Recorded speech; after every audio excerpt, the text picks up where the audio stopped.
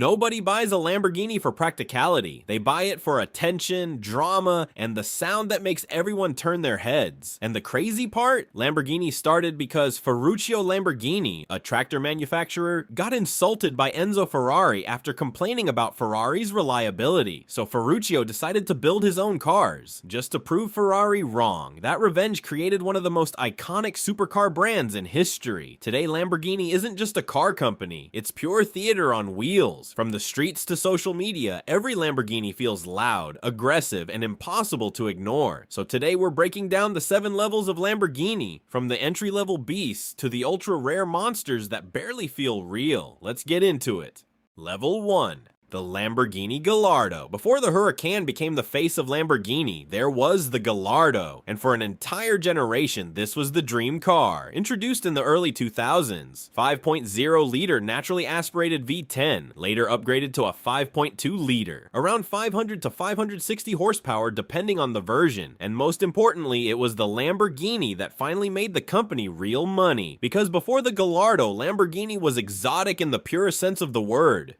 Rare, unstable financially, almost chaotic. The Gallardo changed that. Over 14,000 units sold, which for Lamborghini at the time was enormous. This was the car that turned Lamborghini from a boutique manufacturer into an actual modern supercar company. And here's what made it special. The Gallardo still felt dangerous. Modern Lamborghinis are fast, extremely fast, but the older cars had unpredictability. The steering felt heavier. The visibility was terrible. The gearbox sometimes felt like it hated you personally, and people loved that, because driving a Gallardo felt like operating machinery instead of software. Who bought these? Young athletes signing their first major contracts, Dubai businessmen parking outside luxury hotels, early YouTubers discovering that Lamborghinis generated views faster than almost anything else on earth. Today, early Gallardos are sitting around the $90,000 to $130,000 range depending on condition, which means something insane has happened. A used Lamborghini is now cheaper than some fully loaded pickup trucks. And that's why the Gallardo has become the gateway drug into the supercar world. Level 2. The Aventador. This is the car that cemented Lamborghini's modern identity. 6.5-liter naturally aspirated V12. Scissor doors, massive proportions, around 700 horsepower when it launched, eventually climbing higher in later versions. The Aventador wasn't subtle. Ferrari builds cars that look elegant. McLaren builds cars that look aerodynamic. Lamborghini looked at both and decided the car should resemble military equipment. Everything about the Aventador felt excessive. The startup sequence looked like launching a missile system. The exhaust note sounded less like an engine and more like an organized explosion. And people became obsessed with it because the Aventador wasn't trying to be refined. It was trying to feel unforgettable. This became the definitive celebrity supercar of the 2000s. Rappers, footballers, crypto millionaires, real estate influencers. If someone suddenly became rich and wanted the entire world to know immediately, there was a strong chance they bought an Aventador. And despite the price tag starting around $400,000,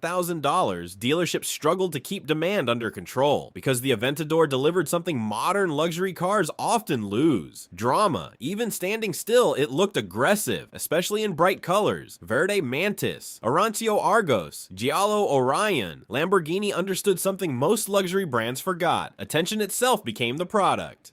Level 3. The Revuelto. Now this is where things get controversial, because the Revuelto represents Lamborghini entering the hybrid era, and car enthusiasts hate change almost as much as they hate speed limits. 6.5-liter naturally aspirated V12 paired with electric motors. Over 1,000 horsepower combined, 0 to 60 in roughly 2.5 seconds. On paper, it's a monster, but the real challenge wasn't performance, it was emotion, because Lamborghini had to answer the same question every performance brand is facing right now. How do you modernize without losing personality? Ferrari went hybrid, McLaren went hybrid, Porsche embraced electrification years ago. Lamborghini had no choice. Regulations are tightening globally. Emissions rules are getting stricter. The industry is moving forward whether enthusiasts like it or not. So Lamborghini made a smart decision. They kept the V12 alive. That matters more than people realize. Because engines are becoming emotional objects now. Mechanical experiences, people are afraid of of losing forever, and the Revuelto understands that fear perfectly. It's futuristic enough to survive modern regulations, but still loud enough to feel illegal, which is exactly what Lamborghini customers want. The buyers here are usually repeat clients, people upgrading from Aventadors, collectors wanting the newest flagship, millionaires who already own 6 cars but still need the newest thing because status expires quickly in this world. And that's the hidden truth about supercars. The market moves on unbelievably fast. A car that felt untouchable 3 years ago suddenly becomes old, unless it becomes legendary.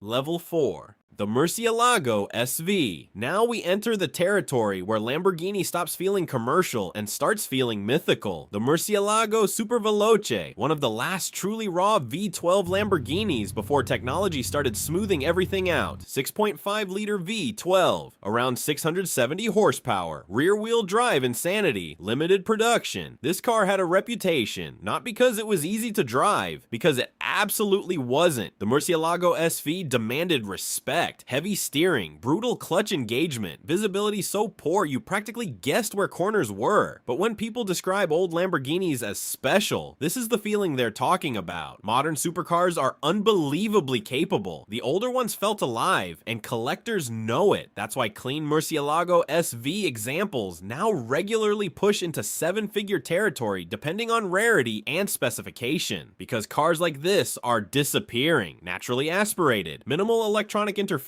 violent personality. Manufacturers don't really build machines like this anymore because modern buyers expect comfort, touchscreens, and daily usability. The Murciélago SV didn't care about usability, it cared about presence, and honestly, it still intimidates newer cars today. Level 5. The Lamborghini Reventon. This is where Lamborghini stopped making normal supercars and started making rolling fighter jets. The Reventon was built to look like stealth military aircraft, sharp edges everywhere, matte gray paint, interior that looked more like a cockpit than a car, 6.5-liter naturally aspirated V12, around 650 horsepower, very limited production, and when this thing first appeared, people genuinely couldn't believe it was street legal. The Reventon wasn't designed to blend in. It was designed to scare traffic. And the craziest part, this car changed Lamborghini forever. Almost every modern Lamborghini after this borrowed something from the Reventon's design language. The aggressive angles, the futuristic styling, the insane road presence. Collectors knew immediately this wasn't just another Lamborghini, it was the beginning of Lamborghini's modern era. Original price was around $1.5 million.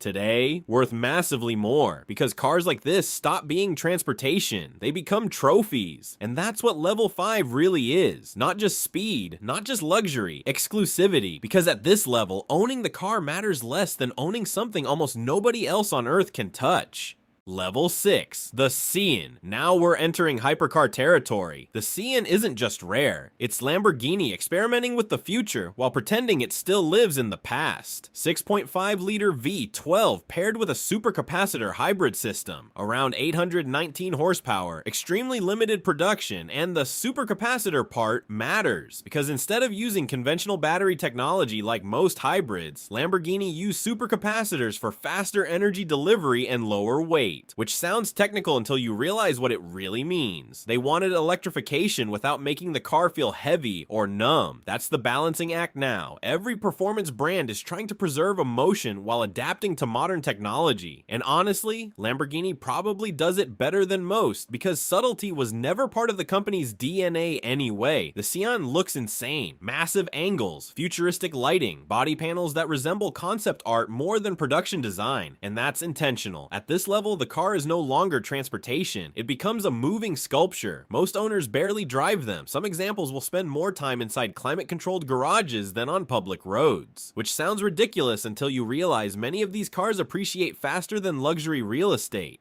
Level 7, the final level, the Lamborghini Egoista. And yes, this thing actually exists. One-off concept, single-seat layout, designed entirely around the driver, inspired by Apache helicopters. The name literally translates to selfish, which might be the most honest thing Lamborghini has ever called a car, because this machine represents the purest version of what the brand became. Extreme design with absolutely no interest in practicality. The canopy opens like a fighter jet cockpit. The body looks more more spaceship than automobile, and the entire concept feels like somebody asked, what if Batman became an Italian car designer? Now technically, the Egoista was never a production car, but that's exactly why it belongs here, because level 7 isn't about ownership anymore. It's about mythology. Cars at this level stop existing as products. They become symbols. The Veneno, the Centenario, the Egoista. These are machines people talk about more than they actually see.